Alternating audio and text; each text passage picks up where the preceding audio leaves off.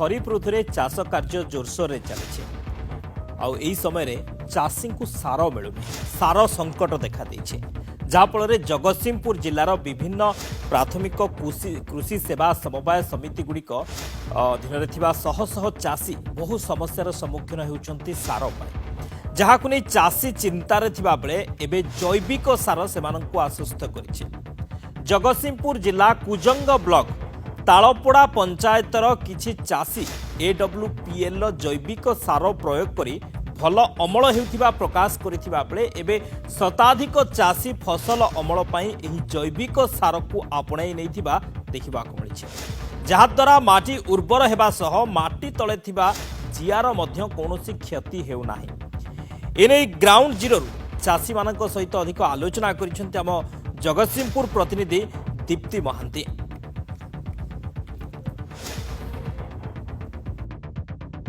रासायनिक सार को ना जैव सार को हाँ एभली देखा मिली पहुंचीचु कुजंग ब्लॉक तालपड़ा पंचायत सिंगुदी गाँव में जोटि आम देखुल हठात गला बेले नंदीघोष टीवी कैमेरा सामने नजर पड़ा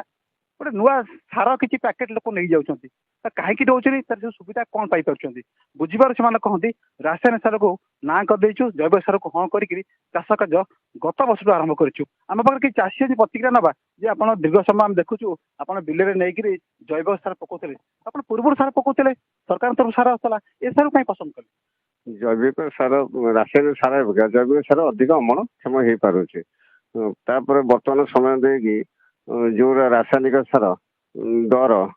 आर वर्ष 1300 टका थिला ए वर्ष 2400 टका होगला बस्ता पिछा 1100 टका बढ़ी तेणु लोक मैंने चाषी मैंने चाहूँगी जे जैविक सार प्रयोग कले जदि अधिक अमलक्षम हो पारा चाषी मैंने उपकृत हो पारे। देखो एबे जो समस्या है माने चाषी मैंने बेसी फसल बहुत क्षति होउची कौन पे होउची ना माटीर उर्वरता जेहेतु नष्ट होउची जहाँफल जो रोटर जिया मरुଛନ୍ତି प्लस आमर जो रासायनिक सार जो पड़ुची से बेसी माने क्षति होउची जहाँफल जैविक किसी सार प्रयोग कले जहाँ द्वारा आमर माटीर उर्वरता रहिबो आउ अधिक किसी अमल हेबो जेहेतु आमर एपटे चाष बेसी चाषी मैंने बेसी माने ये करती बेसी माने फोकस करती बेसी चाष उपर तेणु चाषी निहाती दरकार जैविक सार जहाँफल अमल से अधिक पाइपर लाभ निश्चित भाव जैविक सारे भी माने विभिन्न प्रकार फसल भल उत्पादन सहित धान बा चाष भी भल उत्पादन होची चाषी से आग्रह बढ़ी अमल भी भल होची ए सार को जैविक सार को पसंद कर जो कार्यक्रम आरंभ कर एक्चुअली कौन सर बर्तमान मार्केट रे बर्तमान सरकार जो सार जमी दौरान से ठीक समय माने से जिनसा आम पाखे आवेलेबल रही पार तो चाषी आवेलेबल रही पार जे कि माने बहुत प्रकार चाषी मैंने सम्मुखीन माने हईराण बहुत होती तो मोर एटा प्रयास था जे कि आमर सर्वप्रथम जो MD अच्छा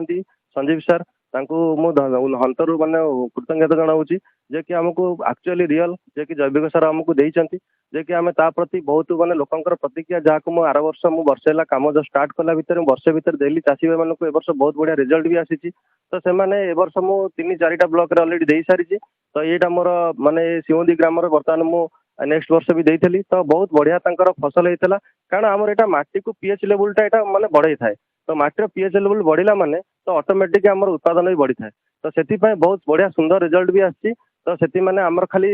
बिलरे भी नुह आमर विभिन्न प्रकार आम पनीपरिया आरंभ कर जेकोसी आमर जी जहाँ भी पान बरज आरंभ कर जे कि ढिंकिया ग्राम आमर देइथिली जे कि बहुत बढ़िया सुंदर तांकर भी रिजल्ट आसी एकर 4 केजी यूज होची जहाँद्वारा कि माटीर गुणवत्ता अधिक बढ़ुची अमल बढ़ुची सार जो आम रासायनिक सार जो चाहिदा दिन दिन कमिबारे आ सार दिन दिन बढ़िबार लगी से कहीं चाषी दौलू गत वर्ष ये सार प्रयोग करी परीक्षामूलक भाव भल रिजल्ट भी पाई प्रथम तो ये आमको खर्च भी बचाऊँ द्वितीय हूँ रासायनिक सारे कौन होना वर्ष को वर्ष आम मात्रा बढ़िबार लगी जमीर उर्वरता कमी कमी जाऊँगी तेणु समान अमल पाइबापी आम अधिक रु अधिक सार प्रयोग कर खर्च भी अधिक होपरे विशेषकर चलित वर्ष रासायनिक सार मार्केट रे नाही सरकार दबारे विफल हेले किंतु यही समय जहा आशीर्वाद स्वरूप ये भाई मानकर ये जो प्रोडक्ट आसी ये आमको बहुत लाभ दौर। ଭାବେ ଆମେ ଏଠି କହି ରଖିବା ପାଇଁ ଚାହିଁବା ଯେ ସରକାରଙ୍କ ଯୋଉ ସାର ସଙ୍କଟ ଚାଷ ଯେତେବେଳେ ଖରିଫ ଋତୁ ଚାଷ କାର୍ଯ୍ୟ ଆରମ୍ଭ ହଉଛି ସରକାର ସେତେବେଳେ ଚାଷୀ ମାନଙ୍କୁ ଠିକ ସମୟରେ ସାର ବା ବିହନ ଯୋଗାଇ ପାରୁନାହାନ୍ତି। ସଙ୍କଟ ଦେଖାଯାଉଛି ଯାହାକୁ ନେଇକି ଆପଣ ଦେଖୁଥିବେ ନନ୍ଦିଘୋଷ ଟିଭିରେ ବିଭିନ୍ନ ଗଣମାଧ୍ୟମରେ ପ୍ରତ୍ୟେକ ଦିନ ପ୍ରତ୍ୟେକ ସୋସାଇଟି ସେବା ସମିତିରେ କିଏ ତାଲା ପକେଇଲାଣି କୋଉଠି ଝାମେଲା ହେଲାଣି ରାସ୍ତା ରୋକ କଲେଣି ଚାଷୀମାନେ ସାର ଠିକ ସେ ମିଳିପାରୁନାହିଁ। କାରଣ ଜଗତସିଂହପୁର ଜିଲ୍ଲା ଆମେ କରିବା ପାଇଁ ଚାହିଁବା 80% ଲୋକ ଚାଷ ଉପରେ ନିର୍ଭର କରନ୍ତି। ତେଣୁ ସାର ସଙ୍କଟ ବା ଧାନ ସଙ୍କଟ ଦେଖାଯାଉଛି ମଞ୍ଜି ସବୁ ସେମାନେ ଚାଷ କରିବେ କେମିତି ପିଲା ଛୁଆ ପୋଷିବେ କେମିତି ଘର ଔଷଧ ପତ୍ର ମାନେ ଯାବତୀୟ ଖର୍ଚ୍ଚ ଏଇ ଚାଷରୁ ହିଁ ପାଇଥାନ୍ତି। କିନ୍ତୁ ଏଇଆକୁ ଯେତେବେଳେ ନକଟ ହଉଛି ନିଅଣ୍ଟ ହଉଛି ସାର ସରକାର ଦେବା ପରେ ଅସୁବିଧା ହଉଛି ଏହାକୁ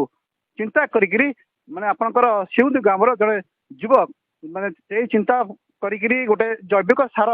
ଆରମ୍ଭ କରିଛନ୍ତି ଯାହାକୁ ଚାଷୀ ଗତ ବର୍ଷ ଏବେ ଚଳିତ ବର୍ଷ ଅଧିକ ପରିମାଣରେ ନେଲେଣି ଏବଂ ଭଲ ଚାଷ ହଉଛି ଭଲ ଅମଳ ହଉଛି ବୋଲି